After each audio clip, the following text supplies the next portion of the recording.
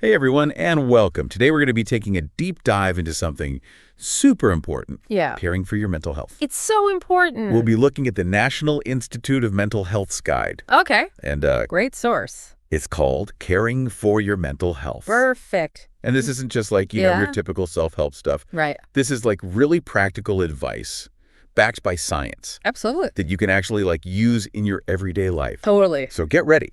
Because we're going to be uncovering how even like small changes can have a huge impact on how you feel. You know, it's so interesting how the NIMH frames mental health. Right. Right from the beginning. Yeah. They say it's not just about like not being sick. Right. It's about really thriving, like emotionally, psychologically, and socially. I like that. It's a much broader and more like empowering view, don't you think? Absolutely. It's like going from just getting by to actually flourishing. Exactly. So how does this like different way of looking at it change how we think about taking care of our mental health? Well, I think it really encourages us to be more proactive. Okay. So instead of just like waiting for problems to pop up, we can actively build habits and practices that support us feeling good. So it's about like building up a resistance. Exactly. And creating that strong foundation for good mental health. Absolutely. I like that. Building a foundation. Yeah. And speaking of foundations, the NIMH has some core self-care strategies they recommend. Some might seem basic, like exercise. Right. But I'm curious to dig into the why behind them. Okay, let's start with exercise. Okay. We all know it's good for our bodies. Yeah. But the impact on our minds is incredible. Right. When you exercise, your brain releases these things called endorphins. They're natural mood boosters that can really help with stress and low energy. Okay, that makes sense. Yeah. But what about those days where even like a short walk feels impossible? Right. Does it have to be intense workouts to get those benefits? No, not at all. Yeah. Even small bursts of activity can make a difference. Really? Think about it. Yeah. Could you fit in 10 minutes of dancing to your favorite music? I could do that. Or like a quick walk around the block? Yeah, that's doable. Those little bits add up. Okay. Consistency is key. Got it. The important thing is to find ways to move that you enjoy. Right. And can actually fit into your life. I love that. Yeah. It's all about finding what works for you. Exactly. And not forcing yourself to do something you hate. Right. You know, I've actually noticed that when I'm stressed, even a quick workout can totally shift my perspective. Exactly. It's not just those endorphins. Yeah. Exercise can really clear your head and ease tension. I can see that.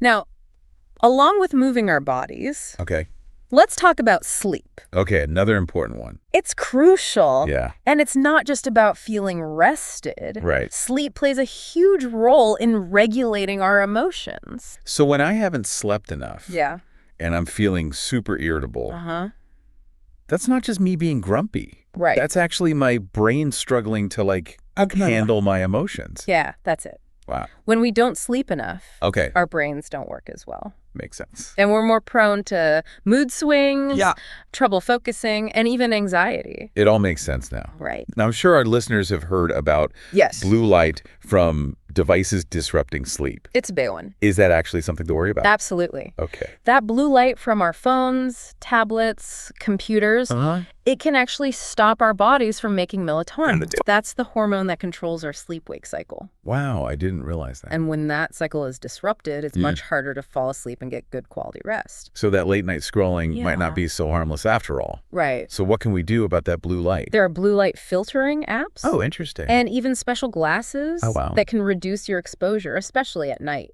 Okay. Also, having a consistent sleep routine is really helpful. Like going to bed and waking up at the same time every day. Exactly. Okay. And think about creating a relaxing bedtime routine. Right. To signal to your body that it's time to wind down. Exactly. Like taking a warm bath or reading a book Right. instead of looking at your phone. Much better for your sleep. It tells your body and mind it's time to relax. Got it. All right. So we've talked about exercise and sleep. Two big ones. Now, the NIH also emphasizes hydration and diet, I have to admit. I'm kind of skeptical about the link between what we eat and drink and our mental health. Is that really a big factor? It's more connected than you might think. Really? Let's start with hydration. Okay. Did you know that even being a little dehydrated can lead to brain fog and feeling tired? Wow, I never thought of that. It makes sense when you realize our brains are mostly water. Okay. They need a constant supply to work properly. So that's pretty easy self-care strategy then. Exactly. Just got to stay hydrated. Keep that water bottle handy. Exactly. So what about diet? Okay. Well, does the NIMH recommend specific things beyond just eating healthy? They stress the importance of a balanced diet. Okay. Lots of fruits, veggies, whole grains. Usual suspects. And while they don't say to cut out caffeine or alcohol entirely, they do suggest paying attention to how those things affect you. Right, because everyone's different.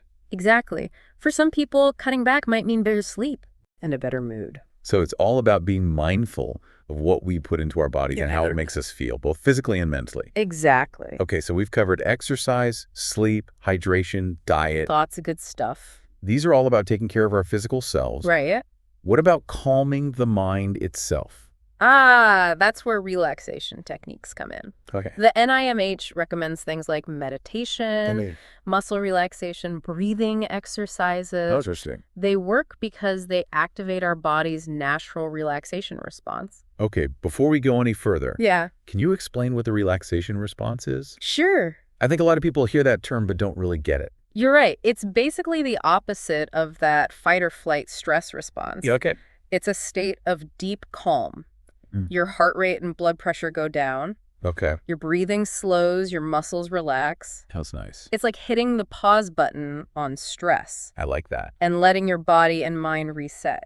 Okay, so how do these techniques actually trigger that response? Well, when you do things like deep breathing or progressive muscle relaxation, you're essentially telling your nervous system that it's safe to chill out. Got it. And with regular practice, you can train your body to get to that calm state more easily. So it's like building a muscle. Exact. But for relaxation. That's a great way to put it. The more you practice, the stronger that relaxation response becomes. And the better you'll handle stress when it comes up. Makes sense. Now, another technique the NIMH highlights is practicing gratitude.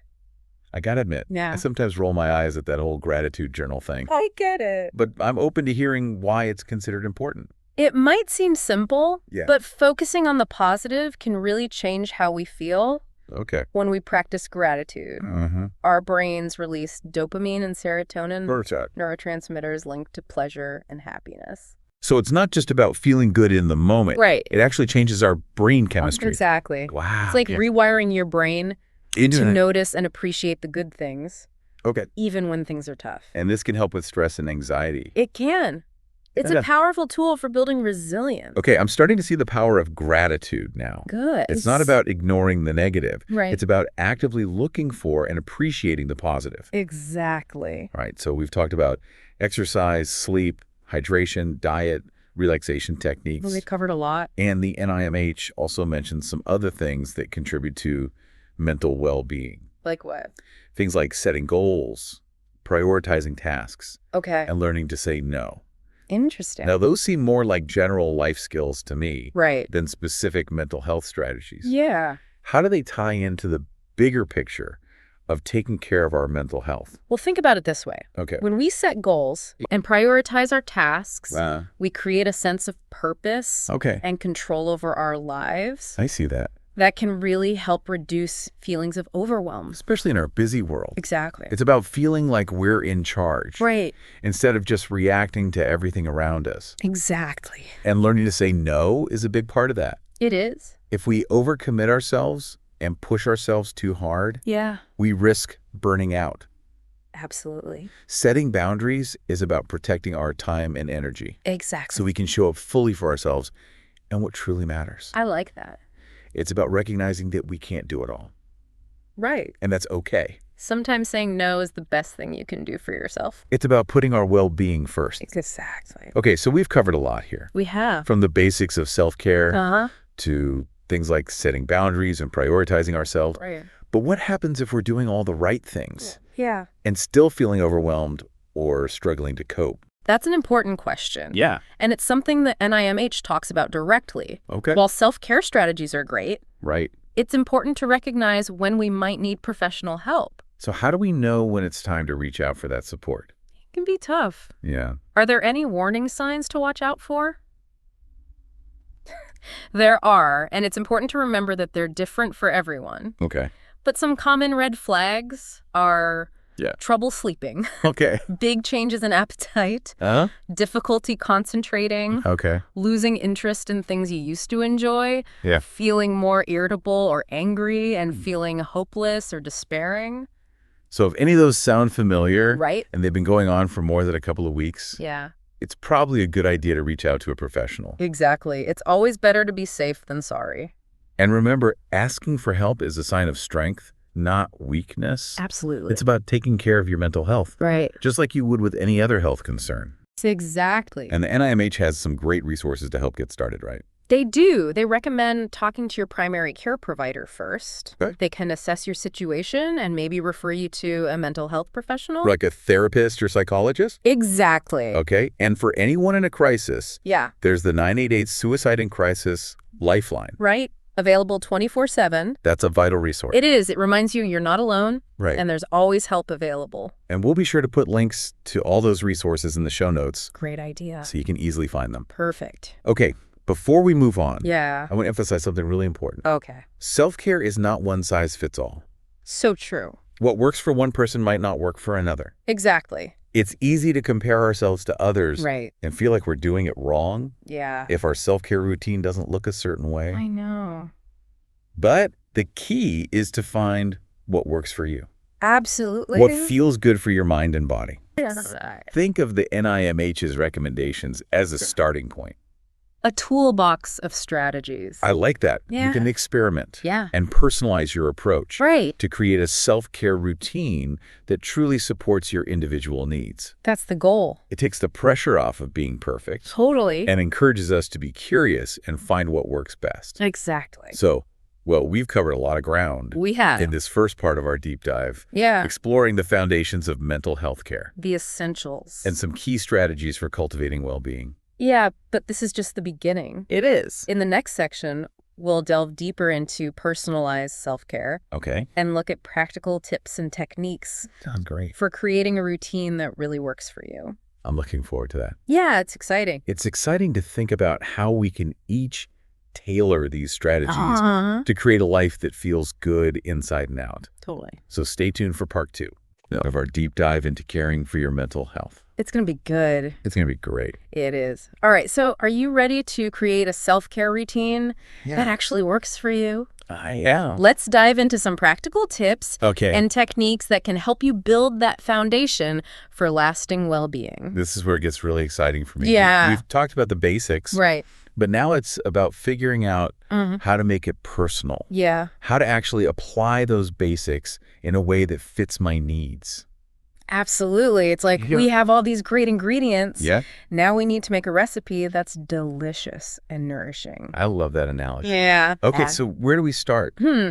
A great place to start is by figuring out what stresses you out and what triggers those feelings of overwhelm. So like figuring out what my personal kryptonite is. Exactly. Okay. So that you can avoid it. Right. Or at least minimize its impact. I like that. Okay, so once we know what those stressors are, then what? It's time to explore different self-care strategies. Okay. And see what works best for you.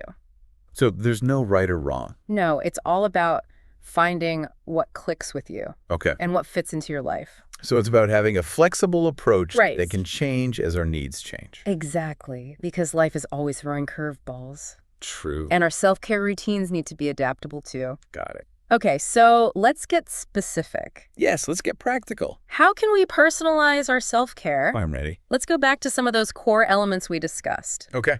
Like exercise. Okay, yeah. Maybe you hate going to the gym. It can be intimidating. It can. So are there other ways to move our bodies? Of course. Like dancing in the kitchen while I cook dinner. Exactly. Or going for a walk with a friend. Or joining a dance class. Or a hiking group. Right, finding activities that make moving feel fun. Exactly, a celebration of your body. That's a great way to look at it. And how about sleep? Okay, yeah. We talked about limiting blue light at night. What about adding other calming things to your bedtime routine? Like taking a bath or reading a book. Exactly. Instead of scrolling on my phone. Much better for your sleep. So it's about creating that relaxing environment to signal to my body that it's time for bed. That's it, creating a sanctuary for sleep. Okay, what about food? Right, nutrition. Yeah, it's easy to get overwhelmed with all the different diet advice out there. It really is like a minefield. So how can we personalize that aspect of self-care? The key is to remember, it's not about being perfect. Right. It's about making choices that nourish you and support your mental well-being. So it's more about listening to my body. Exactly. Than following some strict rules. Right. Pay attention to how different foods make you feel. Okay. Do you notice a difference in your energy or mood? Yeah. After eating certain things? That's a good point. Experiment and see what works for you. So it's about being more mindful of my eating habits. Yes. I like that. Takes the pressure off. And what about when you're feeling stressed or anxious? Yeah, those tough moments. Remember those relaxation techniques? Mm-hmm. It's all about finding what you like. Right. And incorporating them into your day. Okay. If meditation isn't your thing, yeah, maybe try a guided visualization app. Or try different breathing exercises until you find one that helps you calm down. I've heard even just taking a few deep breaths can help. It's true. Wow. Deep breathing is a powerful tool for calming your nervous system. And you can do it anywhere, anytime. Exactly. I also find spending time in nature really helps me. Me too. There's something so grounding about being outdoors. It's a wonderful way to de-stress and recharge. Even a short walk in a park can make a difference. Absolutely. It's all about finding those little pockets of peace throughout the day. And that brings us to prioritizing our well-being. Which can feel like a luxury sometimes. It's so easy to let it slide. Yeah, with our busy schedules. But it's so important. So how do we make self-care a non-negotiable? One helpful strategy is to schedule it. Actually put it in my calendar. Yes, treat it like any other important appointment. Wow. Okay. It might feel strange at first. Yeah. But it sends a message to yourself that your well-being matters. Right, that it's a priority. And it helps prevent self-care from getting squeezed out. That makes sense. I think a lot of us feel guilty. Yeah, definitely. About taking time for ourselves. It's true. But remember, you can't pour from an empty cup. That's so true. When you prioritize your well-being, you can actually show up better for others. Right, I see that. And handle challenges with more grace and resilience. It's like putting on your own oxygen mask first. Exactly. Before helping others. Now, another important part of personalized self-care is setting boundaries. This can be tough. It can be, especially for people pleasers. Guilty is charged. So how do we start setting boundaries? Yeah, where do we begin? Start by figuring out your limits. Okay. What are your non-negotiables? The things I absolutely need to feel good? Exactly. Once you know your boundaries, you can start communicating them. Okay. Assertively but respectfully. And it's okay to start small, right? Absolutely. Okay. Even small changes can make a big difference. Like saying no to one extra commitment. Exactly. Or taking 15 minutes for myself each day. That's it. It's like building up those self-care muscles. Exactly. Gradually. And remember, it's an ongoing process. Okay. There will be times you slip up. Right. Be kind to yourself. Good advice. And keep experimenting until you find what works for you. It's about progress, not perfection.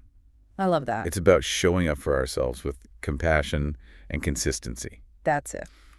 Now, as we think about this journey of personalized self-care, it's important to remember we don't have to do it alone. You're absolutely right. There's support out there. Yes, there is. We talked about professional help. But what about those everyday sources of support? Think about your friends and family, your mentors, even online communities. Right. Who can you turn to for encouragement? Okay. Or just a listening ear.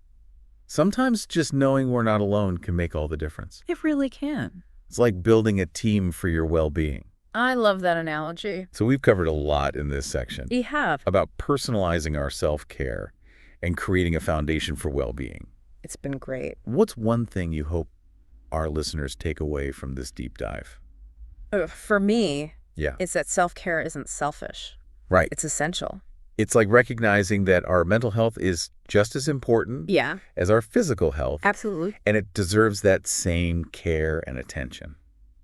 When we prioritize our well-being, we're not just taking care of ourselves. We're also able to show up better for others. I agree. And make a real difference in the world. It's like that ripple effect. Exactly. When we feel good, we spread that positive energy. It affects everything. Our relationships, our work, our communities. It all connects. So as we wrap up this deep dive, I have a question for our listeners. Okay, shoot. Think back to everything we've talked about. Right. The core elements of self-care. How important it is to personalize it. Yeah. And building that support system. All those pieces. What is one small act of self-care that you're willing to commit to this week? It could be anything. Yeah, it could be setting aside 10 minutes to meditate. Yeah.